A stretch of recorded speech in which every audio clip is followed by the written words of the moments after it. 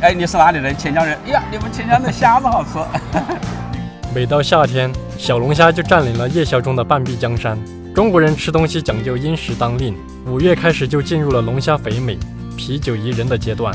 无论这一天工作多么的疲惫，小龙虾的召唤一定不会缺席。吃小龙虾其实并不是中国的专属，70年代美国南部就已经被端上了餐桌。对于我们来说，大概算是西餐中吃。小龙虾在全国的盛行，从江苏的13香小龙虾，到湖北的油焖小龙虾，乃至湖南的口味虾、四川的辣卤小龙虾，每个地方都在产生着不同的适合当地饮食的创新和变化。很多人都说中国小龙虾看湖北，湖北龙虾看钱江，所以这次我直接来到了钱江。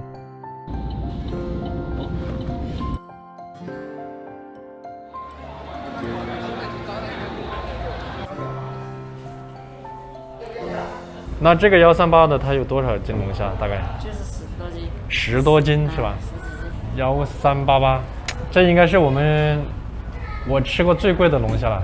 但是它这个他说了有10多斤，很多的话，那其实还好。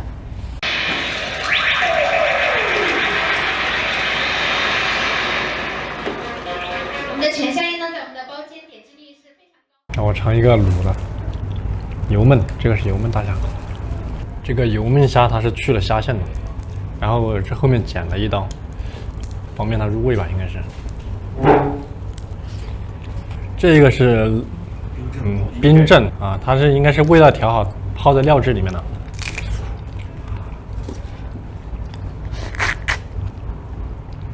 有一股藤椒的味道，一种焦香啊，焦香的味道。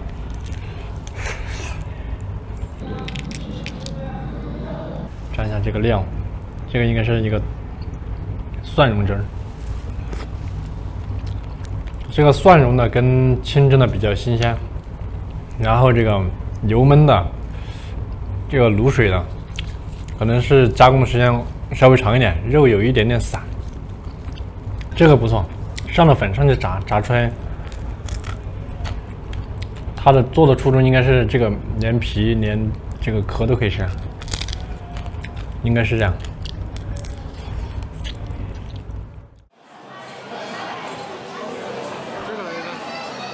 小马虾。经过几家当地久负盛名的虾店品尝和学习，深切感受到钱江小龙虾后发先至，快速地集合了全国各地的小龙虾烹制手法。钱江，全国小龙虾产量3强。那些慕名前往武汉寻虾的食客们，大多都会去钱江尝一尝。既然来到了钱江，我准备去拜访一位高人。从98年开始，他慢慢地转变了小龙虾在钱江甚至在全国的地位。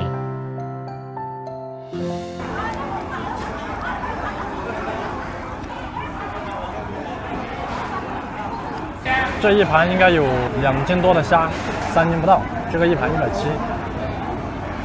相对来说的话，就比高端一点的性价比稍微高一点点。这个味道最重，然后这个很清淡。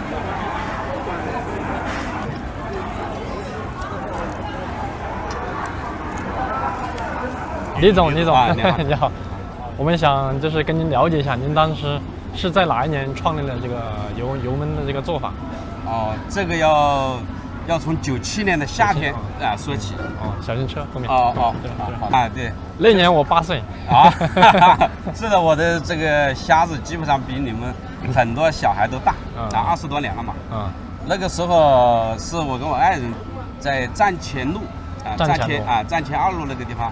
因为我老婆做的那个油焖子鸡，那个时候卖的很火爆。对，然后就是生意好了嘛，就我跟我老婆，我老婆炒菜，我就做一些小二的事情嘛。有一次买菜吧，就是买菜没买对，老婆就生气了，我也生气了嘛，因为经常这个生气，那一天就爆发了，给你当小二是吧？感觉到很委屈。是，对。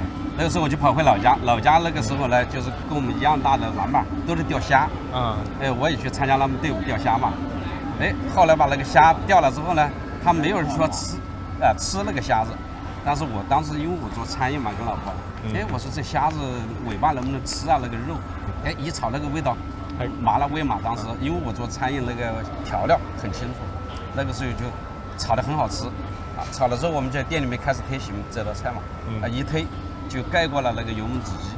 鸡就不好卖了，然后虾就很好卖，就全部是来吃那个虾嘛。好比你说的话，不知道一道菜它能够20多年，对，能够拉动，你看几乎就拉动了湖北好多地方的经济。是的。现在这个虾子是我们黔江的支柱产业了。对啊，一提到黔江，那就是小龙虾基地。对，世界龙虾看中国嘛，中国龙虾看湖北嘛，湖北龙虾看黔江嘛。是这个我算是长见识了，因为是这样的，我干这个行业很多年，从来没看到一个菜能够带动这么大的经济体系，能够把这个产业做得这么大。谢谢你，李总。没事，谢谢你，谢谢你，跟您这次很好的交流。我们相互学习吧。好嘞，谢谢你。好，行，好 ，OK。这次来到黔江，我们吃了很多家的这个小龙虾。这里的小龙虾跟别的地方的小龙虾有点不一样，它的壳比较薄，然后肉会更嫩一些。它的口味也很丰富，有蒜蓉、麻辣、泡椒，还有清蒸、油焖。其中我对这个油焖小龙虾比较感兴趣。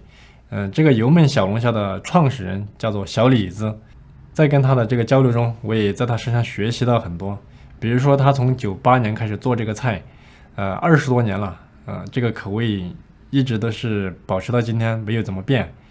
这也是我最佩服他的。作为一个厨师来说，能够做一个菜几十年口味不变，我觉得很厉害。另外，这一次来湖北也增长了很多见识，特别是这个小龙虾的产业如此之大。黔江这里每年往外地输送几十万吨这个小龙虾，中国30几个省市都有。就这一点，直接让黔江成为了小龙虾之乡。所以真的是不得不佩服黔江人，真的很厉害。所以在这一次出来长完见识之后，我决定以后要走更多的地方来提高自己的眼界，还有提升自己的专业技能，在以后做出更多高质量的美食教学。好了，本次的湖北之行小龙虾就到此结束了，拜拜。